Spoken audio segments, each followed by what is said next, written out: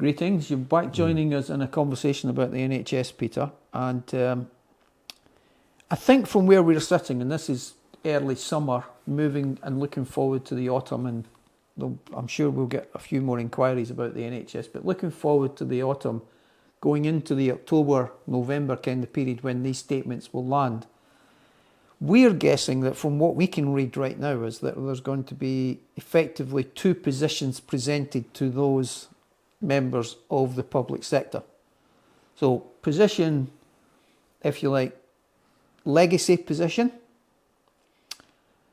where your benefits in the period 15 to 22 may well have been final salary benefits, as opposed to what you might have been seeing over the last 7 years, current position or 2015 care position. Correct. So there's going to be two samples. In fact, in our calculator that we use, Pierre, we're going to have the same. We're going to have both positioned comparatively aligned so we can see the differences.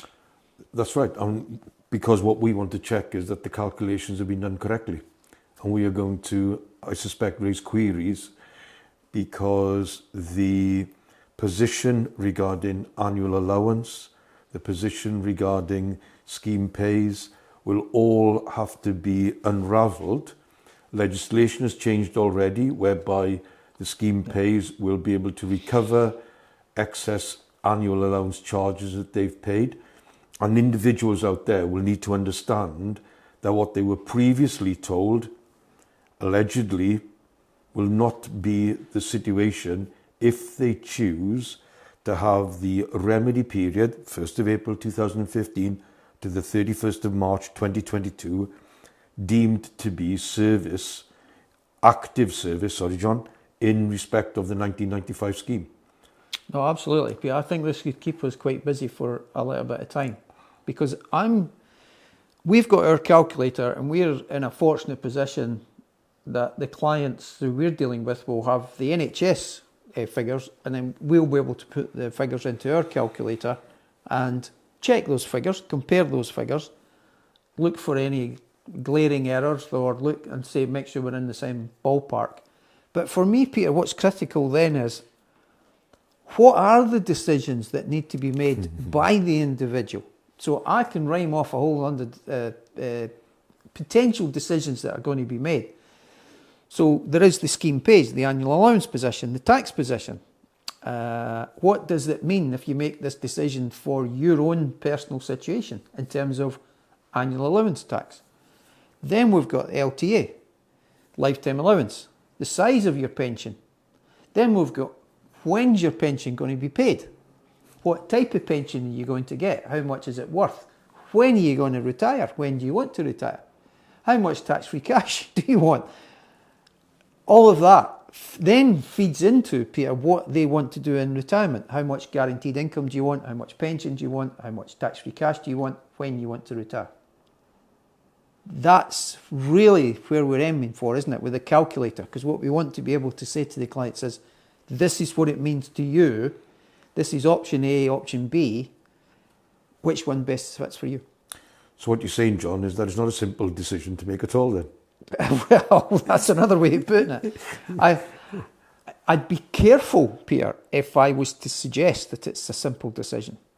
And I agree. And the other query that you and I are considering raising or trying to understand is where an individual has paid an annual allowance charge in an earlier year.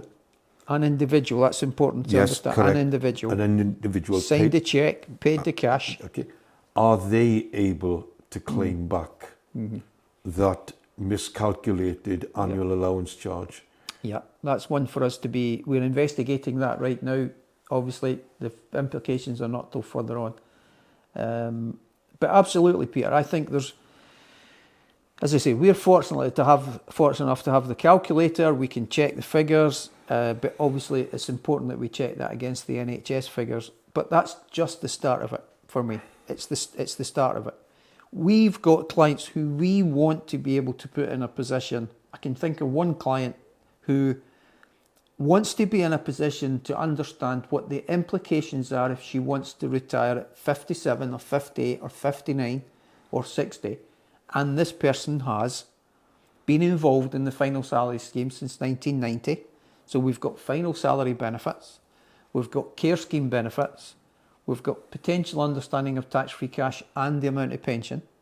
So there's a bit of financial planning about what it means to retirement. I cannot imagine how any individual person would be able to make that decision on their own without understanding all of the various implications, Peter. Or is it just me? No, I wholeheartedly agree.